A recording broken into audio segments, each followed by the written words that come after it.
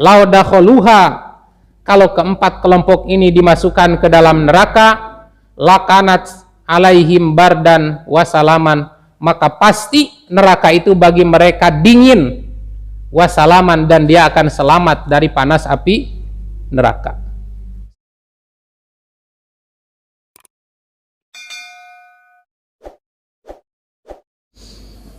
Alhamdulillahirabbil alamin, nahmaduhu wa nasta'inuhu wa nastaghfiruh wa na'udzubillahi min syururi anfusina wa sayyiati a'malina, may yahdihillahu fala mudhillalah wa may yudlil fala hadiyalah.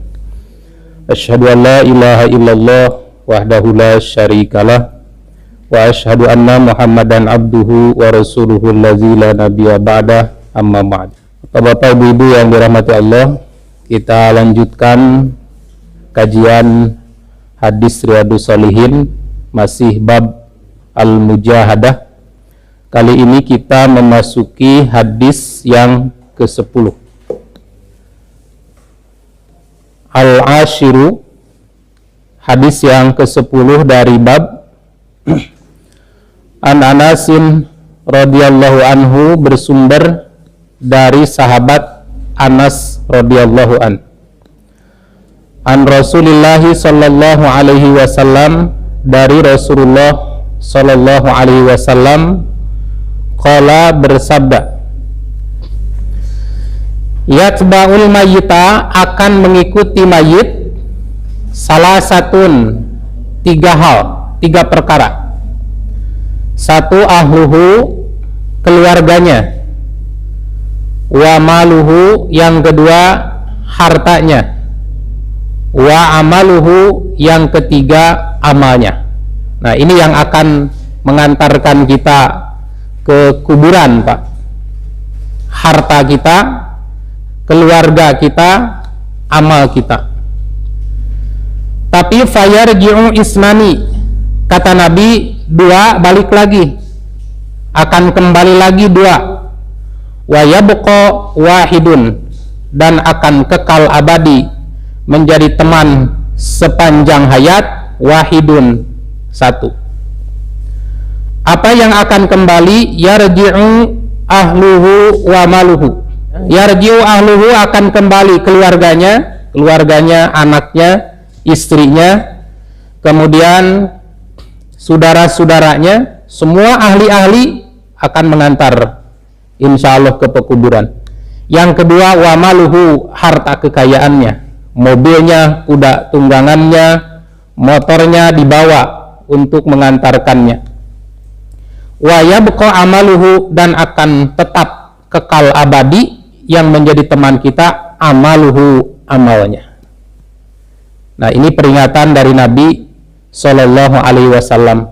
Jadi tiga yang akan mengikuti kita: satu, harta; satu, keluarga; yang kedua, harta; yang ketiga, amal. Dua kembali, yaitu keluarga dan harta. Satu, tetap akan menjadi teman kita sepanjang hayat, yaitu amal. Amal apa, Pak? Amal baik atau amal buruk? Dua-duanya. Amal baik akan jadi teman hidup kita, amal buruk juga akan jadi teman hidup kita. Makanya kenapa ini hadis dicantumkan oleh Imam An-Nawawi di dalam bab mujahadah? Salah satu tujuannya memberi motivasi, rangsangan, stimulan kepada kita agar bersungguh-sungguh mempersiapkan dua ini. Satu, mempersiapkan keluarga yang banyak. Yang kedua, mempersiapkan harta yang banyak. Untuk diapakan? Keluarga didik, supaya keluarga kita menjadi keluarga yang soleh.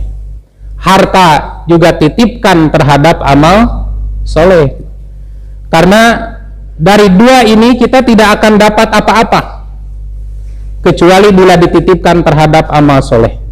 Harta yang kita perjuangkan, yang kita kumpulkan, itu kita tidak akan mendapat faidah atau manfaat dari harta itu kecuali bila harta itu dititipkan terhadap amal soleh, dititipkan ke amal zakat, infak, sedekah, wakaf atau hibah untuk fisabilillah. Kemudian yang kedua, keluarga. Ahlun, kita juga tidak akan dapat manfaat dari keluarga, baik itu dari anak, dari istri, dari suami, dari adik kakak, saudara-saudara, kecuali bila keluarga kita sama-sama dalam kesolehan. Anaknya sukses, jadi orang kaya, jadi pejabat, jadi orang terhormat, tapi kalau tidak soleh, ada manfaatnya enggak? Tidak ada manfaatnya.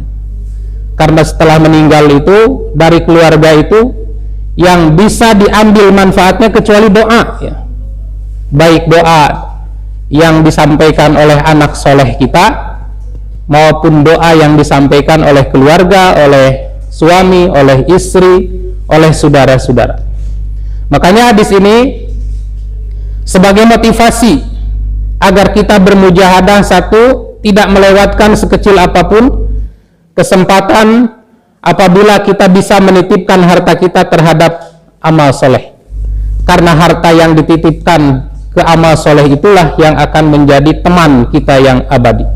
Selebihnya itu akan menjadi harta warisan untuk keluarga. Yang kedua, ini juga motivasi agar kita terus bermujahadah untuk mentarbiyah atau mendidik keluarga kita supaya keluarga kita juga menjadi orang-orang yang soleh, sehingga terus mendoakan, ingat dan mendoakan kita setelah wafat. Dari hadis ini ada beberapa pelajaran yang dapat kita ambil. Di antaranya yang pertama, hadis yang mulia ini mengajarkan kepada kita tentang pentingnya bekal amal soleh dalam kehidupan ini sebagai bekal untuk kehidupan di negeri akhirat yang kekal. Ini berdasar firman Allah di surat Al-Baqarah ayat 197. A'udzubillahi minasyaitonirrajim. Wa tazawwadu, dan berbekalah. Fa inna khairaz zadi taqwa, sesungguhnya sebaik-baik bekal adalah takwa. Wattaquni ya ulil albab, dan bertakwalah kepadaku wahai orang-orang yang berakal. Ini peringatan dari Allah supaya berbekal diri dengan ketakwaan. Harta dititipkan pada ketakwaan, keluarga dititipkan pada ketakwaan. Jadi kalau kita introspeksi, dari sekian banyak harta yang kita miliki, tanah sudah berapa meter yang kita siapkan untuk dibawa pulang? Uang sudah berapa juta yang kita siapkan untuk dibawa pulang? Anak sudah dipersiapkan belum untuk dibawa pulang amalnya? Karena sebaik-baik kasab manusia itu adalah anak, dan sebaik-baik anak itu adalah anak-anak yang soleh. Makanya dalam salah satu hadis Nabi mengingatkan, ayu rajulin mata, siapapun yang meninggal, baik pejabat atau orang biasa, baik ulama, ustadz, kiai, atau orang yang biasa-biasa, wa taraka min ba'dihi dzurriyyatan thayyibah, lalu setelahnya ia tinggalkan keturunan yang soleh, ajrallahu misla ajri amali, kata Nabi, dia akan dapat royalti, akan dapat pahala seperti pahala anak itu.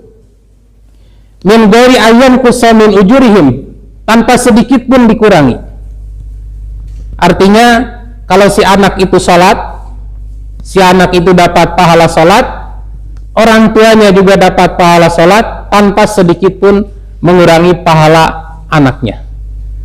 Si anaknya haji umroh, dapat pahala haji, dapat pahala umroh, orang tuanya juga dapat pahala haji, dapat pahala umroh tanpa sedikit pun mengurangi pahala anaknya.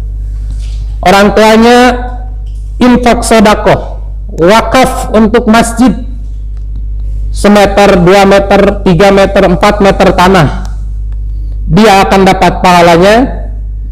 Orang tuanya juga dapat pahalanya, min ghairi ayyan kusa min ujurihim, tanpa sedikit pun mengurangi pahala anaknya.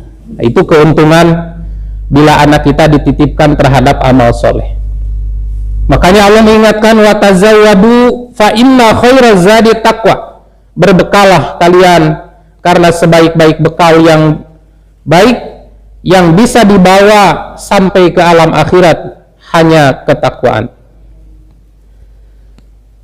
Kemudian yang kedua, sungguh sangat disayangkan sekali bila kita tersadar untuk beramal soleh tatkala kematian telah datang untuk menjemput kita, ketika penyesalan tiada lagi berarti. Peringatan ini diperingatkan di dalam surat Al-Mu'minun. Di surat Al-Mu'minun itu nanti semua orang akan menyesal pada saat manusia itu sudah berada di barzakh. Jadi belum sampai ke akhirat pun masih di barzakh. Barzakh itu kuburan. Masih di alam kubur pun sudah mulai penyesalan. Dikatakan di sini hatta idza jaa ahadahumul maut.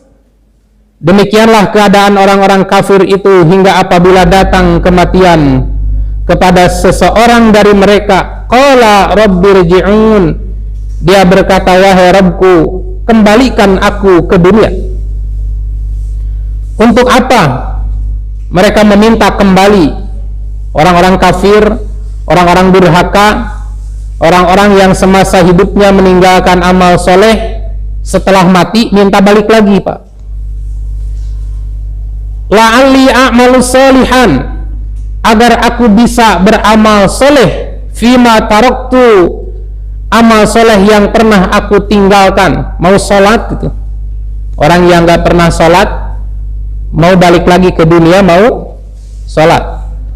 Orang yang gak pernah zakat mau minta balik lagi ke dunia mau zakat. Orang yang tidak pernah beramal baik terhadap sesama, dia minta dikembalikan lagi ke dunia mau beramal baik. Tetapi kata Allah, kalla, sekali-kali tidak. Kalimatun huwa qailuha, sungguh itu adalah perkataan yang diucapkannya saja. Wa min waraihim barzakhun ila yaumi yub'atsun, dan di hadapan mereka ada dinding alam barzah sampai mereka berbangkit. Di alam kubur sudah mulai menyesal. Kenapa dulu saya tidak beramal soleh? Kenapa dulu meninggalkan sholat? Kenapa dulu meninggalkan saum? Baru tersadar setelah masuk alam barzah, oh ternyata yang akan menjadi teman itu benar amal, baik amal yang solehnya maupun amal yang salahnya. Pelajaran ketiga yang dapat kita ambil dari hadis ini adalah peringatan Allah ini lebih mengerikan lagi ketika penghuni neraka meraung-raung untuk meminta dikembalikan ke dunia untuk beramal soleh. Jadi ada banyak penyesalan yang disesalkan oleh para penghuni neraka. Kalau kita membuka Al-Quran, satu diantaranya mereka menyesal karena tidak memanfaatkan sisa umur untuk beramal soleh. Di antaranya disebut di surat Fatir 37, wahum yastarikhuna fiha, dan mereka berteriak-teriak. Yastarikhun itu bisa juga diartikan menjerit-jerit, berteriak keras. Fiha, di dalam neraka. Apa kata mereka? Rabbana akhrijna, ya Allah keluarkan kami dari neraka ini. Na'mal salihan, kami mau beramal soleh. Ghairal ladzi kunna na'mal, bukan amal soleh yang ini. Jadi menurut isyarat hadis ini, nampaknya orang ini sudah beramal soleh, tapi amalnya keliru, amalnya salah gitu. Dia merasa berada dalam petunjuk, padahal sebenarnya amalnya salah. Rabbana akhrijna, ya Allah keluarkan kami dari neraka. Untuk apa kamu minta dikeluarkan dari neraka? Jawabannya, na'mal solihan, kami mau beramal soleh. Ghairal ladzi kunna na'mal, bukan amal soleh ini. ternyata amal soleh ini keliru dan membawa saya masuk neraka. Tapi apa kata Allah? Awalam nu'ammirkum, bukankah kami sudah memberikan umur kepadamu? Nah, jadi umur kita itu baik yang panjang ataupun yang pendek, diberi umur 20 tahun, 30 tahun, 40 tahun, 50 tahun, 60, 70, itu semua anugerah Allah, Pak. Dan menurut pandangan Allah semuanya cukup untuk membekali diri dengan amal soleh yang bisa menyelamatkan kita di akhirat.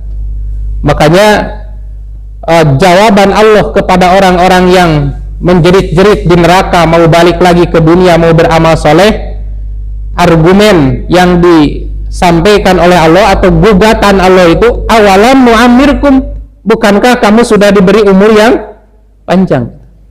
Karena untuk selamat dari neraka, mendapatkan kenikmatan itu tidak perlu umur yang sampai 500 tahun. Anda enggak sekarang yang di dalam kubur itu umurnya 200 tahun? Nggak akan ada, Pak. Coba perhatikan.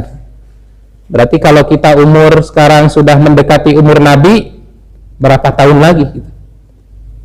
Nah, waktu yang sebentar ini diperintahkan dimanfaatkan untuk sebaik-baiknya. Ma yatazakkaru fihi man tazakkara. Di masa umur yang diberikan oleh Allah itu cukup untuk berfikir bagi orang-orang berfikir, atau cukup digunakan untuk beribadah bagi orang-orang beribadah.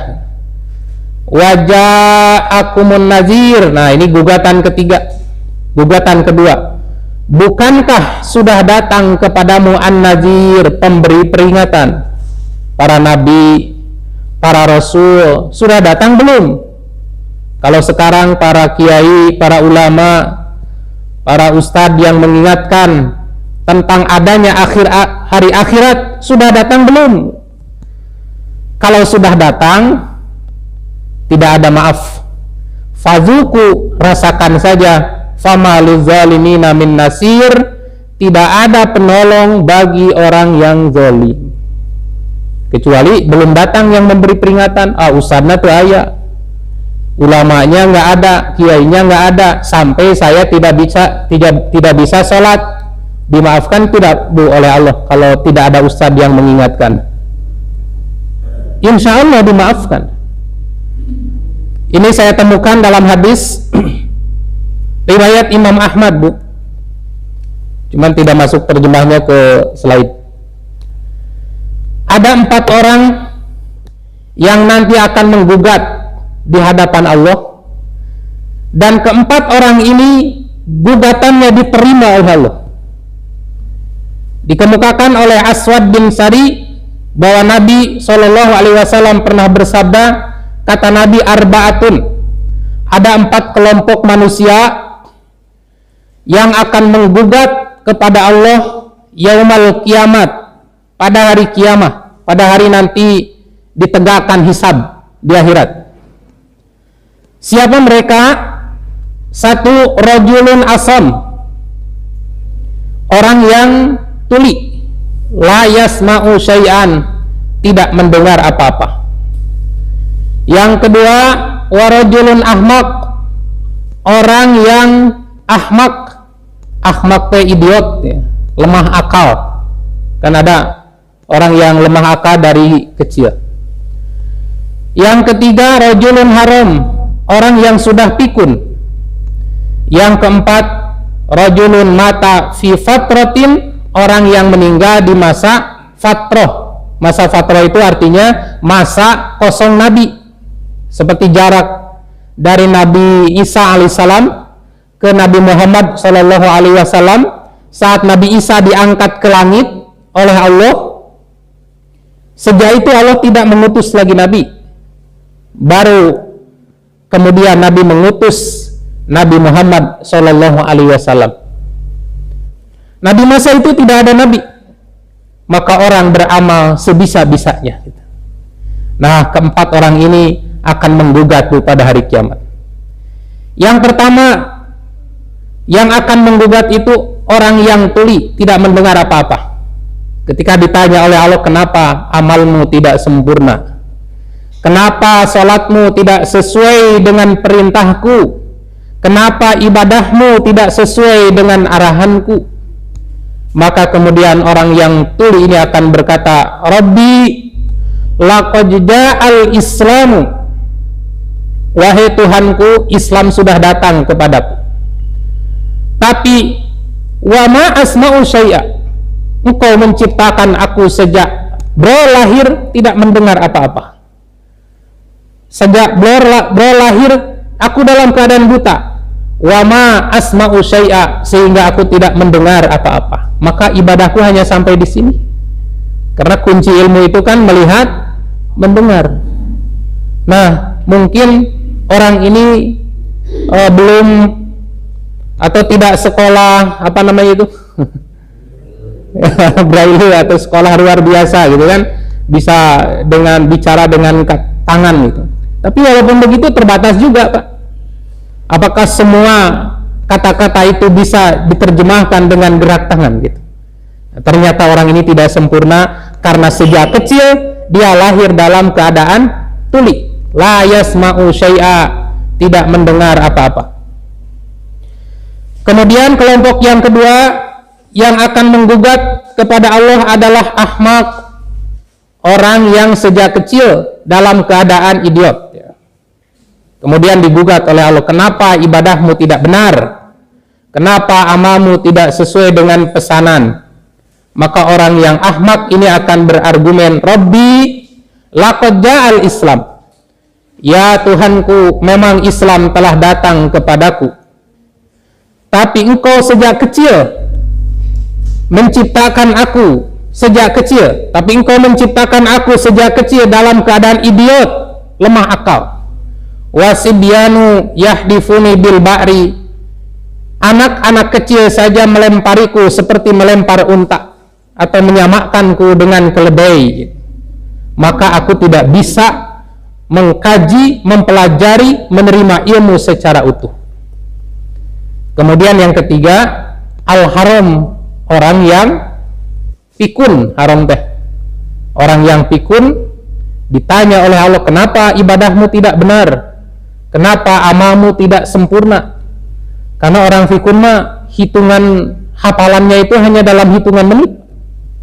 Sekarang nanya sudah duhur belum? Sudah. Nanti 5 menit kemudian nanya lagi itu. 5 menit kemudian nanya lagi. Yang lucu lupa makan, Pak. Udah makan nih, dikasih makan. Sejam kemudian minta makan lagi, tapi habis juga. Nah, itulah penyakit pikun. Nah, dalam hal menerima ilmu juga begitu. Menerima di masjid begini, sejam ceramah, keluar, beres, hilang. Itu penyakit pikun. Orang pikun nanti ditanya oleh Allah, kenapa amalmu tidak benar, tidak sesuai dengan pesanan, tidak sesuai dengan perintah? Maka orang fikun ini akan berargumen, Rabbi, ya Tuhanku, laqad ja'al Islamu, sungguh Islam telah datang, wa ma aqilu syai'a, tapi saya sudah tidak bisa paham apa-apa, sudah tidak bisa mengerti apa-apa. Jadi bagi orang ini kasus orang yang begitu Islam datang dia sudah pikun. Bukan dia sudah menerima Islam dengan baik, dengan benar, mempelajari Islam dengan benar, mengamalkannya lalu pikun, bukan. Kalau kita kan alhamdulillah belajar Islam dari kecil ya. Jadi bukan setelah pikun baru belajar. Kita belajar Islam dari kecil, atau Islam sudah datang ke kita sejak kecil. Kecuali kalau kita di waktu kecil, di waktu muda, remaja, tidak belajar, baru sadar kakara pensiun, itu mah beda urusan anak. Kalau ini mah ya kan begitu. Orang tuh baru kembali ke masjid itu setelah pensiun. Pensiun mah tos mintul atuh. Ngapakeun hese mudah kasinggung, terus kalau ada penyakit lagi letter B. Boson, beli cenah terus. Baik. Jadi kalau belajar Islam setelah pikun, sedikit yang bisa kita ambil. Kebanyakan orang kembali ke masjid, kembali ke Quran, kembali ke agama itu setelah fikun. Nah, itu mah urusannya beda. Yang diceritakan dalam hadis ini, Islam baru datang di saat dia sudah fikun, di saat muda, di saat kuat, di saat hebat, tidak menerima Islam, tapi di saat fikun baru datang. Maka dia berargumen, ya Allah, ya Rabbi, laqad ja'al Islam wa ma'aqilu syai'a. Ya Tuhanku, sungguh Islam telah datang, tapi aku sudah tidak bisa berpikir sedikit pun. Kemudian yang ketiga, wa amal ladzi mata fil fatrah, yang akan digugat. Yang keempat yang akan digugat oleh Allah adalah orang yang mati dalam masa fatrah, di masa kekosongan Rasul, seperti di masa kosongnya kerasulan antara kerasulan Nabi Isa alaihissalam dengan Nabi Muhammad sallallahu alaihi wasallam. Kemudian ditanya, kenapa ibadahmu tidak benar, tidak sesuai dengan pesanan? Maka seorang yang mati di masa fatrah ini akan berargumen, Rabbi ma'atani laka rasulun. Ya Tuhanku, engkau tidak mengutus atau tidak datang kepadaku seorang rasul. Engkau tidak mengutus seorang pun rasul kepadaku. Maka kemudian dalam hadis ini, fayakhudhu mawasiqahum, lalu diambil perjanjian mereka, liyuti'unah, supaya mereka taat. Karena ini ibadahnya nggak benar, ya konsekuensinya dimasukkan ke dalam neraka. Yang apa tadi pertama? Yang tuli, terus yang buta, yang pikun, dan yang mati di masa fatrah. Karena ibadahnya tidak benar, banyak kekeliruan, perjanjiannya masuk neraka.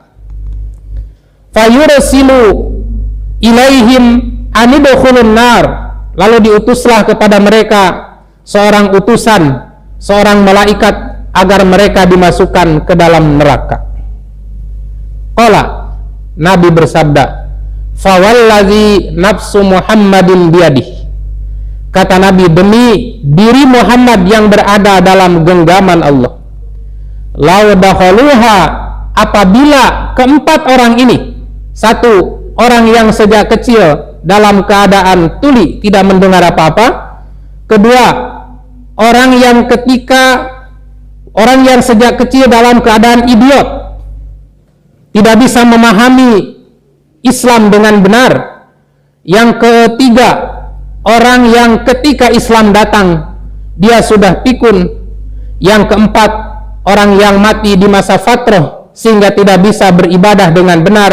Lau dakhaluha, kalau keempat kelompok ini dimasukkan ke dalam neraka, lakanat alaihim bardan wasalaman, maka pasti neraka itu bagi mereka dingin, wasalaman, dan dia akan selamat dari panas api neraka. Seperti hanya Nabi Ibrahim, api yang menyala-nyala dinyalakan selama 1 bulan, pas Nabi Ibrahim dibakar bukan panas malah dingin. Kenapa begitu? Karena mereka orang yang tuli tidak bisa mengamalkan Islam dengan benar karena dia memang tidak mendengar. Orang yang idiot tidak bisa mencerna mengamalkan Islam dengan baik karena memang lemah akal. Kemudian orang yang sudah pikun tidak bisa mengamalkan Islam karena dia sudah lemah akal. Demikian juga orang di masa fatrah. Jadi bukan salahnya. Nah, sekarang kalau kita kembalikan ke kita masuk kelompok yang mana, Pak? Ketika Islam datang ini masuk kelompok mana? Kelompok tuli, kelompok idiot, kelompok pikun, atau kelompok patroh? Rasanya kita nggak masuk ke 4 ini. Maka kalau bapak-bapak, ibu-ibu beralasan, nah sholat itu benar, aduh sibuk, mau malah ya alasan sibuk. Jadi alasan sibuk mah tidak akan diterima oleh Allah. Yang akan diterima itu keempat alasan ini. Nah, makanya ini adalah motivasi dari Allah bagaimana kita memanfaatkan umur sebaik-baiknya seperti yang nanti akan dipertanyakan oleh Allah kepada para penghuni neraka, awalam nu'ammirkum, apakah kami tidak memberikan kepadamu umur yang cukup, ma yatazakkaru fihi man tazakkara, untuk berfikir bagi orang-orang yang berfikir. Kemudian pelajaran yang keempat yang dapat kita ambil dari hadis ini adalah peringatan untuk tidak terlena dengan keluarga, juga tidak terlena dengan harta. Kemudian dia lupa beramal soleh untuk kehidupan yang hakiki, yaitu kebahagiaan yang sejati di negeri akhirat. Ini seperti diperingatkan di dalam surat Al-Munafikun ayat 9, ya ayyuhallazina amanu, wahai orang-orang yang beriman, la tulhikum amwalukum wala auladukum, jangan membuat kamu lalai harta-hartamu, anak-anakmu, an dzikrillah, dari zikir kepada Allah. Nah, bagaimana yang dimaksud dengan harta anak membuat lalai zikir kepada Allah? Kata para ulama tafsir, yang dimaksud harta yang melalaikan zikir, anak yang melalaikan zikir, apabila harta dan anak itu sudah membuat lupa ibadah, ngejar-ngejar harta sampai sholat pun tidak sempat. Jangankan ibadah yang sholat yang 5 waktu, Jumat saja sampai ditinggalkan, karena yang dikejar itu keuntungan-keuntungan dunia. Kemudian yang kedua, yang dimaksud dengan harta yang melalaikan itu adalah jangan sampai mencintai, mengejar harta, lalu kemudian lupa akan kewajiban harta itu. Karena harta yang dititipkan ke kita itu ada kewajiban zakatnya, ada kewajiban infaknya, ada kewajiban sodakohnya. Kemudian yang ketiga, yang dimaksud dengan harta anak yang melalaikan itu, jangan sampai lalai sehingga lupa akan hisabannya, bahwa semua harta itu akan dihisab. Seperti yang sudah saya sampaikan, bukan hanya yang dimiliki oleh kita, tapi yang sudah dipakai dan sudah masuk ke dalam perut pun, latus alunna yauma idzin anin naim. Sungguh benar-benar nanti pada hari kiamat itu akan ditanyakan. Makanya setelah kita makan minum segar, jangan lupa syukurnya pakai untuk sholat. Itu yang dimaksud dengan lalai, harta yang melalaikan. Makanya di sini ada peringatan dari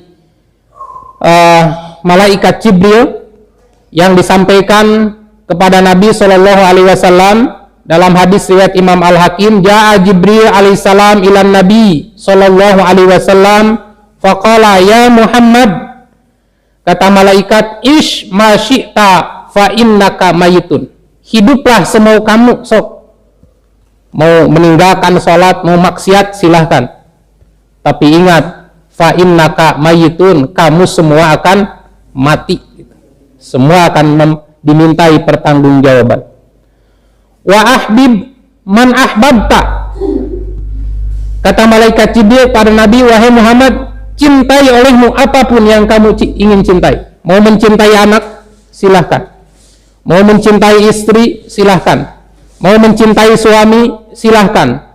Mau mencintai karir, jabatan, silahkan. Mau mencintai harta kekayaan, silahkan.